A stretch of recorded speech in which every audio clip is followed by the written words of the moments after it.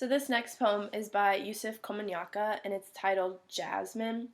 And it's a narrative about how he goes to pretty much this jazz club and he listens to all this music, and these two women come in, and he's tempted to their scent of jasmine. So that's where the title is.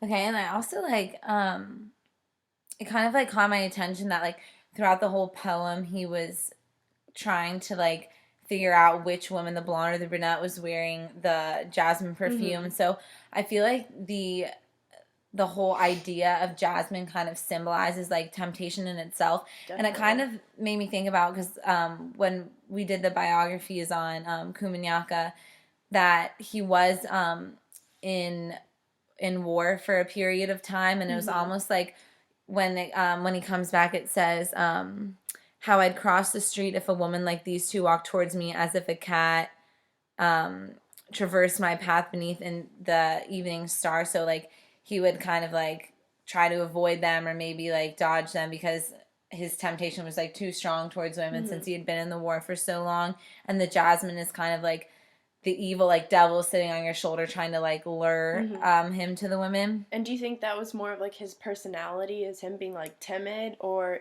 like in the next line it talks about his grandmothers and their tradition because he grew up in the deep south, so kind of the deep south is known to be like very like traditional, and you have to court the woman before you I feel like that can definitely be part of his upbringing since he was raised in like Louisiana, very like southern. And I find it like interesting that he sets it like in like kind of like a jazz like themed club because it definitely evokes a lot of emotion. Right. And because I know in like one of the other poems I had that he wrote like a whole poem kind of about a drum, like signifying like the importance and impact of jazz music. And your poem in Ode to the Drum, also by Yusef Komunyakaa, it talks about his background with like jazz music and his African culture. So this poem definitely relates to that, as they're in the jazz club, and it also alludes to all of his like famous jazz artists that I guess he grew up listening to, like Richard Davis,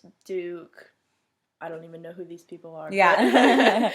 And another thing I noticed kind of a similarity is what I think makes his poems like so surreal is like how he gives instruments kind of like a sense of self, like uses very strong personification, like in mine with the drum, and here you see the trumpets almost kissed by enough pain. So it just kind of gives you like that sense of like how important that music truly is if you're giving like an instrument a whole sense of self. And it even, to me, it seems like the music kind of like puts him in like a, not like a daze, like a certain but state. Like Exactly. And he's just definitely in this. He's just in that state of like seduction almost with these women, and I guess the scent that alludes to him. And almost maybe you can kind of take it as the music almost maybe brings him back to his roots and brings him back to his own senses, so that, you know, he's like, wait, like, no, this isn't right. And just like the music kind of gives him like that kind of like grounding. And kind of going on, I feel like the poem maybe has two shifts in it with three different parts.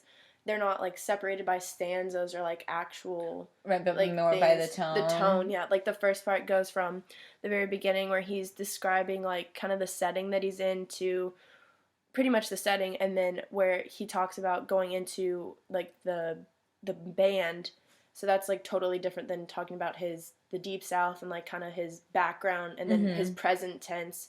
And then in the last part it talks about like how like he hears like the night like egging him on, so that's more like the future, you know? So it has the past, present, and future kind of all into one. What I think is interesting about that is in each shift you still see the jasmine is so like present and kind of like the main thing, and he's like in like the probably like 10 lines down he says which one is wearing jasmine, and then it keeps going, the blonde, the brunette, which one is scented with jasmine. Yeah, definitely the repetition. And so it's like that shows up as like a reoccurring theme. And also when he says give him a few more years, a few more ghosts to embrace, it kind of almost gives like a haunting like kind of vibe, sort of, in a way. Yeah, because I mean, with that's talking about the piano player, and he says that he hears two of like his artists both in each of his hands while he's playing. So the experience and stuff that comes along with it could Mm-hmm. just more people like the from what he's seen growing up down south with the racism and all that, gives him more soul to his music. Right. What did you think about the last couple lines that read, "The midnight gatherers are boys and girls with the headlights of trucks aimed at their backs because their small hands refuse to wound the knowing scent hidden in each bloom." I feel like I know this really doesn't have to do with like the time that he wrote this in or kind of his background, Mm-hmm. but to me like relating to our present, it reminds me of a country like music Yeah. song, Mm-hmm. like a music video with all like the trucks lined up in a circle and Right. Or everybody like even, dancing yeah, kind of and like in if the you think, middle. So it's kind of like a fun yeah, thing, or like but even if you think of like Grease or kind of something like that, but mhm. just like the image of like teenagers having fun and that temptation, and Mhm. especially, and then it says, Definitely. I like in the end how it says the knowing scent hidden in each bloom, and he doesn't flat out say Jasmine, but just knowing that like the temptation is there Yeah. in each and every That's kind of like his like drugs or alcohol, I or guess, to even something. think of, like that's even though it's not personally like doing anything or physically doing anything to It's him, like, like mm-hmm, the temptation behind it and like a everything sense of is adrenaline or something like that. exactly, definitely. And then going back to like what his grandmother says, like thinking of his deep traditions, and like how his grandmother says like the devil never sleeps. I guess that's always got to be in like the back of his mind, even though he's seeing these two beautiful women, listening Mm-hmm. to the jazz, smelling the scent. What kind of Right. effect do you think that has on him, like in the back of his head, knowing that his family wouldn't approve? I feel like it's kind of just like the whole thing with like the angel sitting on this shoulder and the devil sitting on Mm-hmm. this shoulder, and it's kind of maybe at that time he could have struggled with like a sense of right and wrong Mm-hmm. or something along those Do realms. you think that has to do with like the racism growing up in the South and slavery? Do you think because obviously he was black, so like his grandmothers wouldn't approve, and it Right. doesn't say if these women what color or race they were. Right, that could definitely be it because I know that he used his poetry to express a lot of the inequality and Mm-hmm. discrimination. So that I think that would definitely be Definitely, his one of the reasons. background comes out in all of his poems. Mm-hmm. Okay. Right. Thanks for listening.